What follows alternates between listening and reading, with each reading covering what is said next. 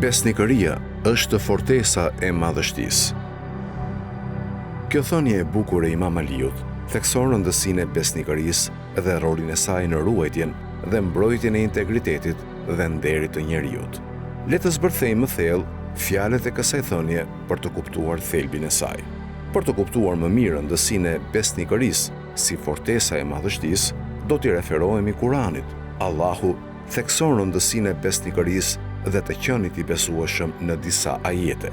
Në suren Maide, ajeti 1, Allahu thot: "O ju që keni besuar, përmbushni obligimet." Ky ajet nënvizon detyrimin për të përmbushur angazhimet dhe marrëveshjet, një shprehje e qartë e besnikërisë. Gjithashtu, në suren Ahzab, ajeti 23, Allahu lavdëron besnikërinë dhe qëndrueshmërinë e shokëve të profetit, duke thënë: "Mes besimtarve ka burra të vërtet në atë që i ja kanë premtuar Allahut, disa prej tyre kanë përmbushur betimin e tyre deri në vdekje." Ky ajet ilustron besnikërinë e shokëve, të cilët mbetën të palëkundur në përkushtimin e tyre ndaj Allahut dhe të dërguarit të tij. Thënia e Imam Aliut tregon ndikimin e thellë të besnikërisë mbi lartësinë dhe nderin e njeriut.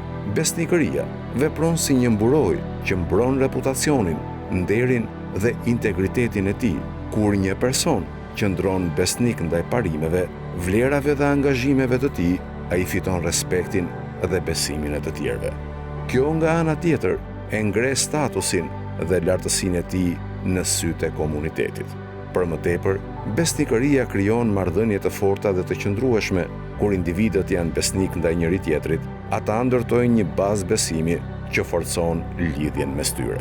Kjo besnikëri mund të shihet në aspekte të ndryshme të jetës, si familja, miqësitë dhe marrëdhëniet profesionale.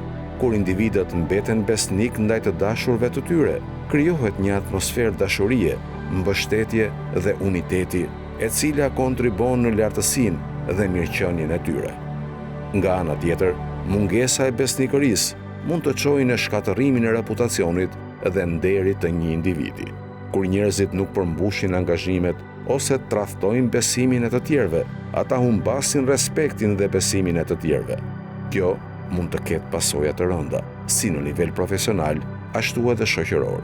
Prandaj, Imam Aliu na kujton rëndësinë e besnikërisë si një kala që ruan lartësinë tonë dhe na mbron nga rrëshqitja në pabesi dhe tradhti. Në përfundim, thënia e Imam Aliut thekson rëndësinë e besnikërisë si fortesa madhështore. Besnikëria vepron si mburoj që mbron reputacionin, nderin dhe integritetin. Ajo forcon marrëdhënie të forta dhe fiton respektin dhe besimin e të tjerëve. Ndërkaq, mungesa e besnikërisë mund të çojë në humbjen e nderit dhe reputacionit.